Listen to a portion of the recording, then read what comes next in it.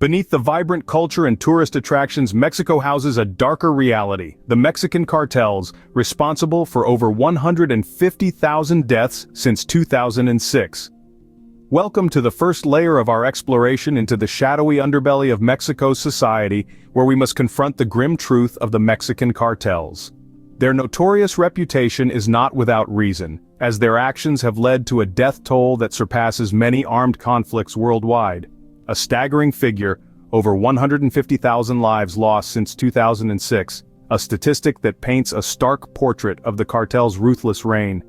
These cartels, organizations steeped in violence and illicit activities, have left an indelible mark on Mexico's social fabric. Their influence seeping into the very core of communities, altering lives, shaping fear, and cultivating an environment of uncertainty and terror. From the bustling heart of Mexico City to the most isolated rural villages, no corner of the country remains untouched by the cartel's chilling grip. The impact of these cartels extends beyond the body count. It is a ripple effect, spreading outwards, affecting every facet of Mexican society. The economy, politics, and even the country's cultural identity, all tainted by the cartel's actions. The repercussions of their activities are felt nationwide, creating a cycle of violence that seems unending. A dark cloud that hangs heavy over the nation. Yet despite the terrifying reality, the resilience of the Mexican people shines through. Their spirit remains unbroken, their determination to reclaim their homeland from the grip of these cartels unwavering. It is a battle fought on many fronts, a struggle that is both personal and communal, a testament to the strength of human spirit against the backdrop of adversity. As we delve deeper into this dark underworld, we will uncover the chilling methods the cartels use to instill fear and maintain control. Methods that are brutal and shocking, designed to send a clear message of power and dominance. But remember, knowledge is power, and by understanding the reality of this situation, we can contribute to the conversation that seeks to end this reign of terror. As we delve deeper, we will uncover the chilling methods they use to instill fear and maintain control. In the early days, cartels used psychological torture as a tool to break their victims. This was a time when physical pain was not the primary weapon of choice. Instead, the cartels wielded fear and uncertainty like a scalpel, slicing into the minds of their victims with devastating precision. The cartels understood well that the human mind is the most potent battlefield. They knew that the fear of the unknown, the fear of what could happen, is often more terrifying than any physical punishment. So, they exploited this fear, using threats of violence and death to instill a deep sense of dread and hopelessness in their victims. This psychological warfare was not just about inducing fear, but about breaking the will, crushing the spirit, and extinguishing the flame of hope. One of the most common psychological torture methods employed by the cartels was isolation. Victims were often kept in solitary confinement, cut off from the outside world. This isolation was not just physical, but emotional as well. The victims were stripped of any human contact, any sense of normalcy, left alone with their thoughts, their fears, and their impending doom. This isolation made the victims more malleable, easier to control, and ultimately easier to break. But the psychological warfare did not stop at threats and isolation. The cartels also used various forms of mental abuse, such as humiliation, degradation, and manipulation. They would often force their victims to witness horrific acts of violence, making them complicit in their own torture. The purpose of this was to break down any remaining psychological barriers, leaving the victims in a state of constant fear and helplessness. This psychological warfare was a calculated and methodical process. It was not just about causing pain, but about controlling the mind, breaking the spirit, and asserting dominance. It was about showing their victims that they were powerless, that they were at the mercy of the cartels, and that there was no escape from this hellish reality. But as time went on, their methods became increasingly more brutal. The cartels began to incorporate physical torture into their repertoire, taking their reign of terror to a whole new level. But that, dear listeners, is a story for the next scene. Physical torture soon became the cartel's preferred method of punishment and control.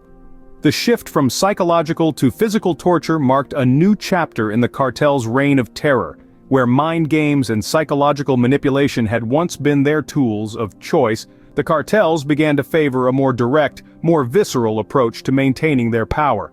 The transition wasn't sudden or dramatic.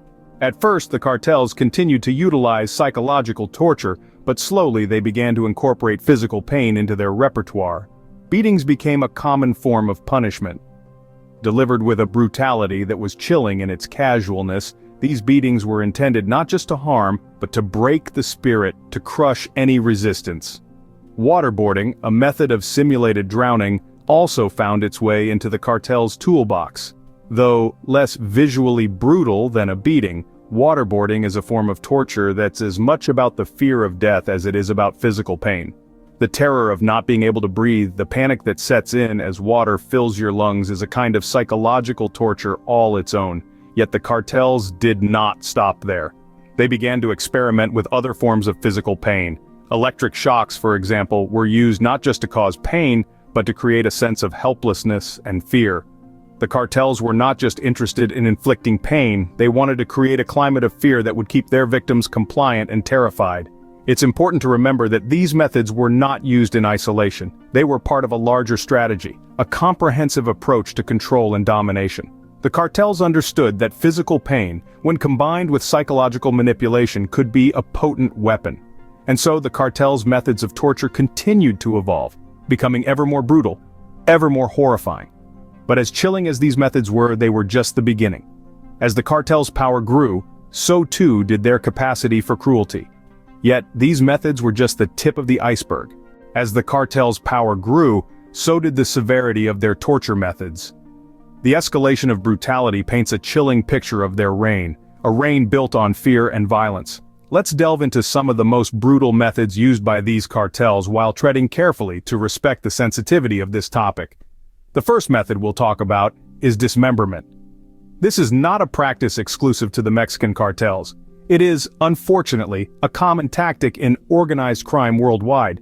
The act itself is not only a form of physical torture, but also serves as a psychological weapon.